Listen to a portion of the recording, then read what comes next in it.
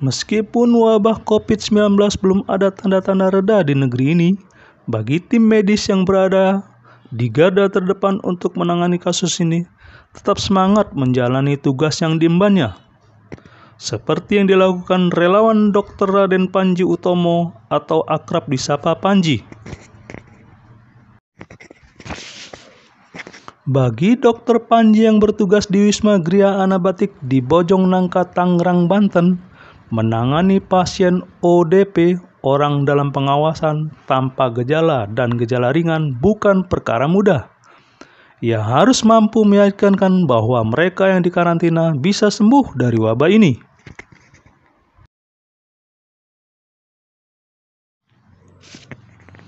Perjuangan Dr. Panji ini dituturkannya secara eksklusif pada channel Ibra TV yang menemuinya di lokasi karantina Kamis 16 Juli 2020.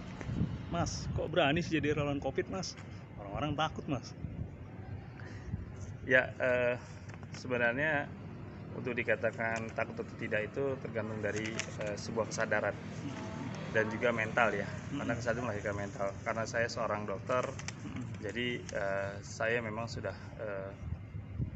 bukan terlatih, tapi memang diyakini bahwa kita memiliki sebuah kesadaran dan keyakinan bahwa menolong pasien atau melakukan bantuan terhadap kegiatan-kegiatan sifatnya bencana itu adalah sifatnya sebuah kebutuhan atau keharusan yang harus kita lakukan secara ikhlas, dan otomatis itu harus berani. Karena di negeri kita hari ini pandemik, di negeri ini, bangsa ini yang sedang dalam kondisi pandemik, siapa lagi kalau bukan kita yang akan mau membantu pemerintah dan masyarakat. Sebagai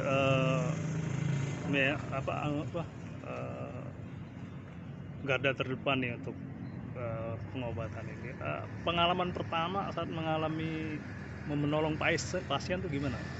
Pengalaman pertama menolong pasien di RSK ini, ya jadi RSK ini adalah beda dengan rumah sakit darurat seperti di Wisma Atlet, tapi di sini ada rumah singgah karantina COVID-19, di mana di sini adalah tempatnya pasien untuk diisolasi, di mana pasien diisolasi di sini dalam kondisi mandiri, artinya pasien tidak dalam kondisi walaupun memiliki penyakit penyerta, tapi dalam kondisi bukan kondisi yang parah ya, dalam kondisi keadaan umumnya juga dalam kondisi yang baik. Dan untuk umurnya di sini itu antara 15 dan 60 tahun. Dan ini berkenaan atau berhubungan dengan bagaimana pengalaman pertama kali melayani mereka. Karena di sini kita menggunakan APD, jadi ada beberapa hal yang berbeda dari kondisi pelayanan kita dalam kondisi umum.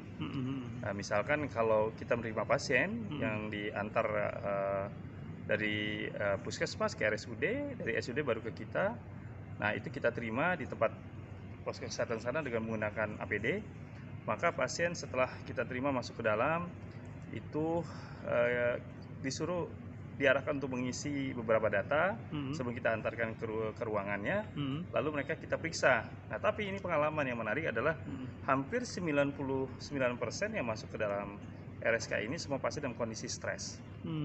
Semua, karena mereka berpikir bahwa mereka belum ada informasi sifatnya edukasi bahwa COVID-19 ini tidak mematikan. Yang mati ada komorbid atau penyakit penyertanya.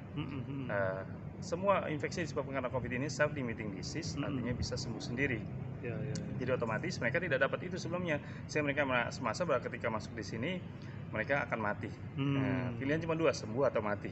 Nah, itulah dari kondisi itu pengalamannya adalah hampir sama semua, bagaimana kita mengatasi psikologis mereka, masalah psikologis yang berhubungan dengan stres yang disebabkan karena kurangnya informasi atau salahnya informasi yang masuk ke mereka, sehingga menimbulkan sebuah stigma yang sifatnya negatif. Begitu. Nah, tingkat stresnya tuh ngatasinnya gimana? Contohnya yang bisa digambarin? Salah satunya adalah penanganan kita pada saat awal kita memberikan informasi yang tadi sifatnya edukasi, bahwa menenangkan mereka dalam kondisi ketika mereka rapidnya positif, swabnya belum ada hasil, itu tidak menunjukkan mereka sudah terkena infeksi COVID.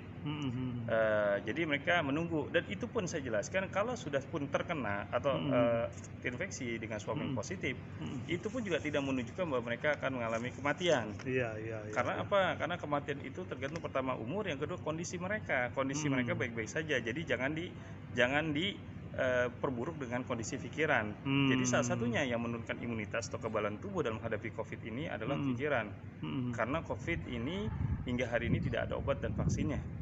Jadi yang bisa menyembuhkan dengan izin Allah itu mengobati adalah kekebalan tubuhnya. Yang bisa membunuh virus itu sendiri adalah kekebalan. Dan salah satu komponen kekebalan itu adalah bagaimana mengelola pikiran dan hati supaya tidak stres. Yang kedua, makanan yang sehat yang baik basis sayuran. Yang ketiga adalah kebutuhan olahraga. Total udah berapa Mas ditanganin Mas pasien ini? Ya, pasien yang sekarang sudah ditangani di sini itu totalnya sudah 232, yang pulang 217 ya di sini, dan yang kita rujuk 15 orang.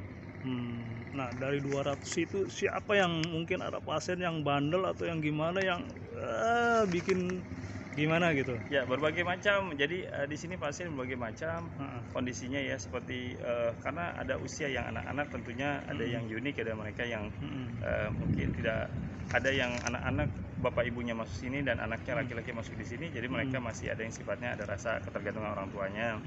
Kedua, sifat yang tidak ingin dikurung atau diisolasi, dan mereka pengen bagaimana cepat pulang dan bisa bermain, karena mereka minta izin untuk bawa PS boleh nggak di sini gitu, karena memang ini kamar di sini, kamar kalau kita bandingkan dengan hotel seperti tingkat dengan hotel bintang 4. Jadi semua fasilitas ada, fasilitas TV dengan WiFi, IndiHome, terus ya seperti itu semuanya ada CCTV 24 jam, tempat yang nyaman lah. Tapi rata-rata pasien-pasien kita, apalagi yang sudah tua itu atau orang tua, atau ada pasti kita ceritakan paling unik, misalkan seorang janda yang suaminya baru meninggal berapa puluh hari, yang diindikasikan karena COVID, lalu meninggalkan 2 orang anak yang masih kecil-kecil. Nah inilah yang membuat ketidaktenangan. Banyak pasien kita yang seperti itu, yang menimbulkan stres tinggi, sehingga kita harus selalu memeriksa mereka dengan kondisi baik. Yang kedua, kita harus sering berjumpa dengan mereka. Lalu yang ketiga, kita harus sering banyak bicara sama mereka. Mengelola seperti itu. Jadi sehingga mengelolanya lebih cenderung kepada bagaimana kita berkomunikasi dan melayani mereka secara baik. Tanggapan keluarga, kok berani gitu? Kan pasti was-was keluarganya. Ya, kalau keluarga, khusus keluarga saya, ya alhamdulillah mereka karena sudah terlatih ya, dari orang tua saya, dari pihak di rumah, jadi sehingga mereka sangat mendukung. Nah saat menangani, tips supaya nggak tertular, ini kan berhubungan langsung nih. Ya, jadi tertular tidaknya, karena COVID ini kan sifatnya aerosol, ditularkan menggunakan droplet aerosol. Jadi kalaupun ada kasus yang kemarin PDP misalnya ada keluhan atau PDP ya yang sudah positif, itu ada keluhan batuk pilek, itu memang mereka diwajibkan memang menggunakan masker. Ya, lalu ketika menggunakan masker atau menggunakan tambahan yaitu face shield, lalu kita menggunakan APD lengkap, sehingga tidak ada kontak langsung. Karena tidak ada kontak langsung itulah yang tidak menimbulkan insya Allah penularan. Dan yang kedua, cara melepaskan APD-nya, cara menggunakan, dan ketika kita di sini setelah melepaskan APD, bagian kita kembali ke dalam kondisi kita bertugas itu dalam kondisi benar-benar bersih.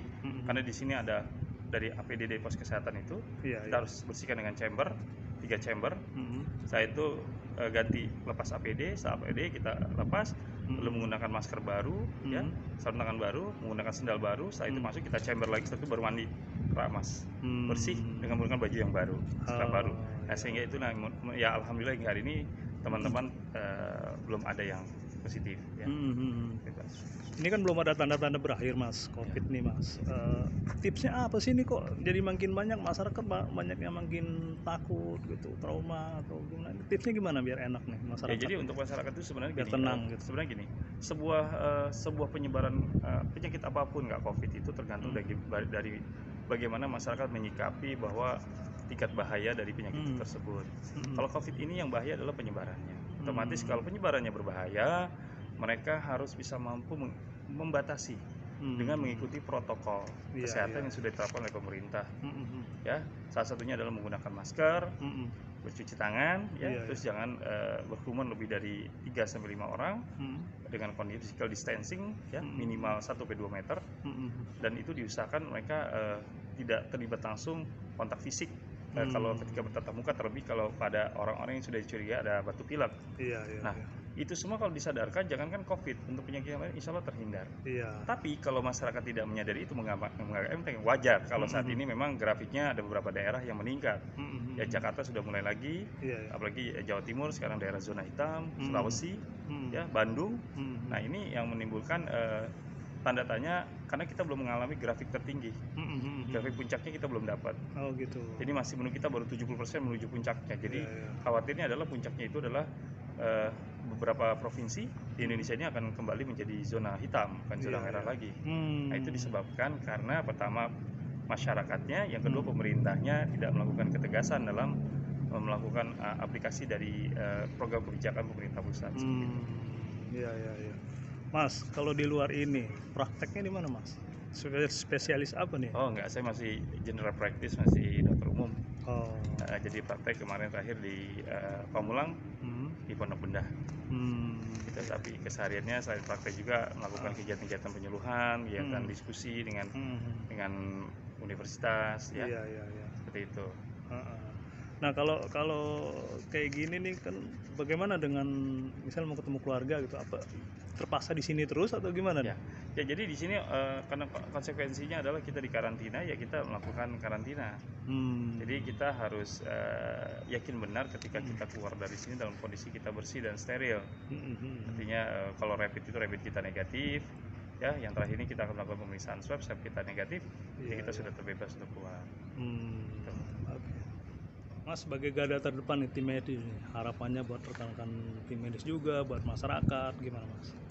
Ya, jadi harapan saya khususnya kepada teman-teman tim medis, para medis dan semua profesional yang hari ini sebagai garda terdepan dalam menangani dan mengelola pasien COVID-19 dan juga dalam menghadapi dalam menghadapi pandemi COVID ini, saya mengajak dan menghimbau dan juga